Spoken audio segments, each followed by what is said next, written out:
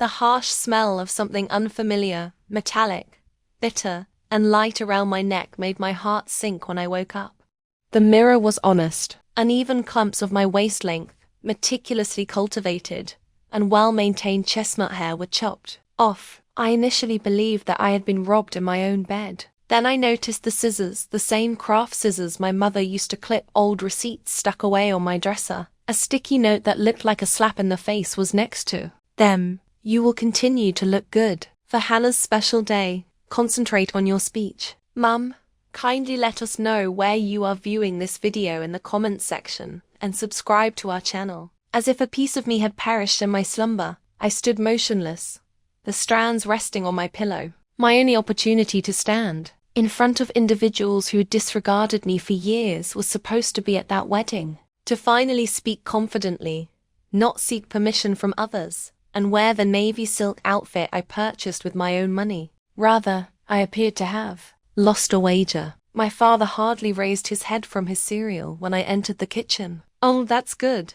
Are you awake?" he questioned. "Anyway, having less hair helps your face appear less distracting. You shouldn't be the center of attention." My mom added, "It's Hannah's wedding," after taking a sip of her coffee. "Give her the opportunity to shine. Give her the opportunity to shine." They behaved as though I posed a danger to the sun, as though simply by being seen and wearing a lovely outfit, I had spoiled the entire event. Allow me to clarify. They never celebrated me. I was the daughter they always handled. Hannah received violin lessons and expensive gowns. I received the be thankful and hand-me-downs. Hannah received a trip to Paris for her graduation. I worked on the weekends as instructed in order to save money for college. I worked 2 jobs and moved out when I was 19, but I still accepted the wedding invitation because I figured it might be one of those infrequent family occasions when nobody had to compete. Instead, they trimmed my hair as I slept after giving me a dose of Nyquil in a cup of calming tea.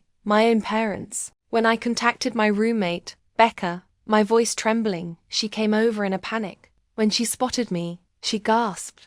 "Did they intentionally harm you?" I gave a nod. For a moment, Becca remained silent. Then she took her phone out. "All right, this is not how we will attend the wedding. We're going to take a better approach." At first, I didn't want retribution. All I wanted was some distance. However, Becca assisted me in recording a voice memo, which I never intended to make public. Everything altered as a result. I had recorded it weeks prior just out of habit. I recorded brief moments on my phone to share with my therapist. When I shared a picture from a friend's bridal shower, my mother said I was a distraction. My father tells me that attractive girls cause jealousy to wreck weddings. I believed they were just nasty insults at the time. However, as Becca and I listened back, it turned into a darker pattern. "You know," Becca added, "there's a way to make them listen." That evening, I decided something. I would attend the wedding, but not in the way they had anticipated. They mocked the dress, but I wouldn't wear it. They gave me the words for Hannah's toast,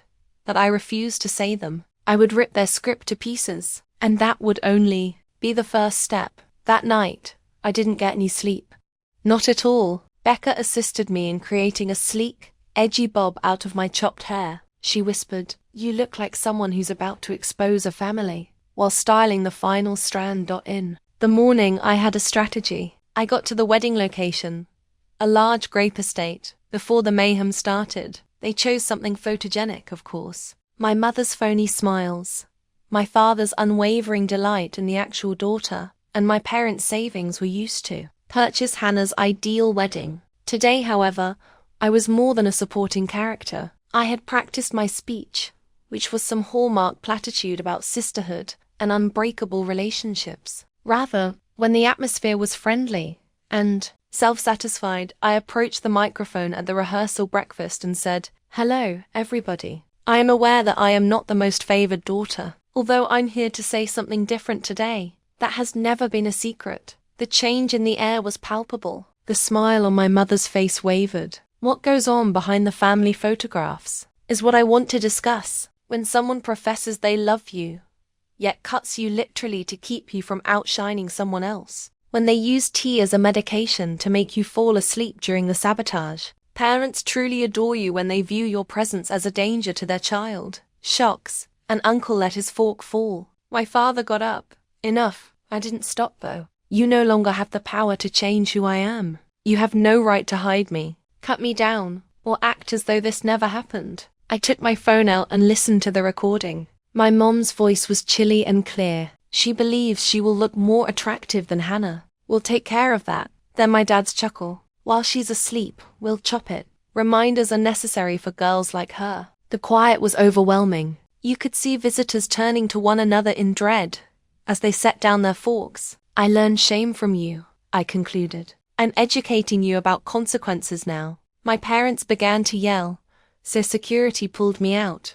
My sister was crying, not because of me, but because my pictures will be ruined. It wasn't over though. Within a day, the video became viral. The complete video was posted online by Becca with the statement, "This is what happens when you weaponize family." It exploded. Millions of views. It was reposted by celebrities. It was lip-synced by TikTokers. Some strangers DM'd me and said, "Thank you for saying what I never could." The nicest part, though, was that I got an email from an editor of a wedding magazine a week later. "We want to feature your story because it's not just brave," she remarked. "What would you think of an article and picture shoot titled, 'The Uninvited Sister Who Stole the Show'?" "Yes," I said. Everything my parents attempted to take away from me was the photo shoot. Stylish, strong, and unapologetically me. They enveloped me in dresses that glistened louder than shame, did my makeup, and groomed my new hair. That marked the start of my second chapter in life.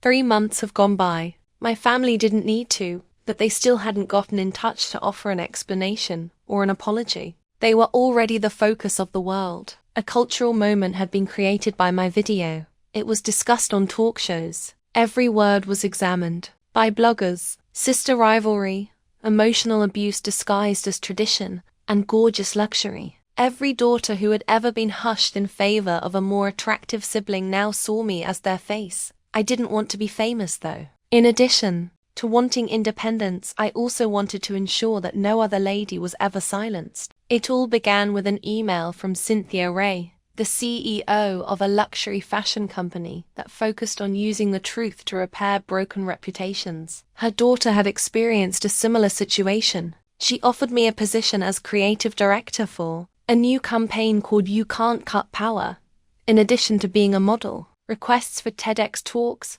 press tours, and photo sessions. I made meaning out of my suffering. The consequences back home, meanwhile, were expected. Their suburban community became chilly. Those who had applauded Hannah during the wedding now avoided making eye contact at supermarkets. Her ceremony was performed by a priest who informed his congregation that she ought to have asked for pardon rather than approval. 6 weeks after the wedding, even Greg, Hannah's new husband, who had remained mute during the haircut controversy, left.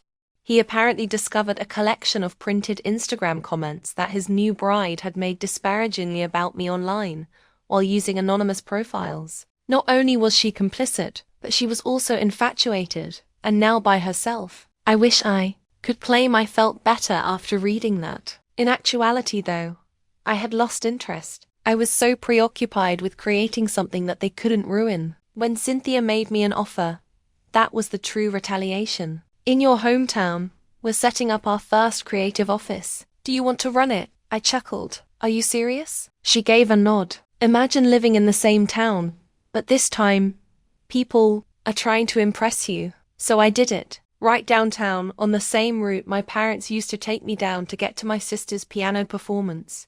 We established a modern, bright, creative place. It included a huge window decal this time that said, "Power cannot be cut." My team had an open house the week we launched. The local media arrived. Inquiries for internships were made by activists, survivors, and yes, even some of my former high school friends who used to make fun of my shyness. The icing on the cake was when my parents unexpectedly showed up. My mom had on big sunglasses. In those months, my father had obviously grown older. It might have been guilt. Perhaps it was publicity. Perhaps it was simply losing control. The woman at the front, poised, strong, and camera-ready, was unfamiliar to them. They made an effort to pretend nothing had occurred. "We're proud of you," my mother responded somewhat quietly. I grinned. "That's amusing. Ever since I got braces, you haven't been proud of me." In an attempt to lighten the situation, my dad laughed. Everybody makes errors. Families do heal, don't they? I approached the front desk. Are you interested in leaving a comment card? Here, we take criticism seriously. They blinked. If not, I went on, I have a whole room full of people I really respect who are waiting to hear me speak. I looked aside to see them standing there, awkward, out of place in the very spot they once believed I had no right to be. I didn't have to shout. I didn't have to embarrass them. The success, the people, the building.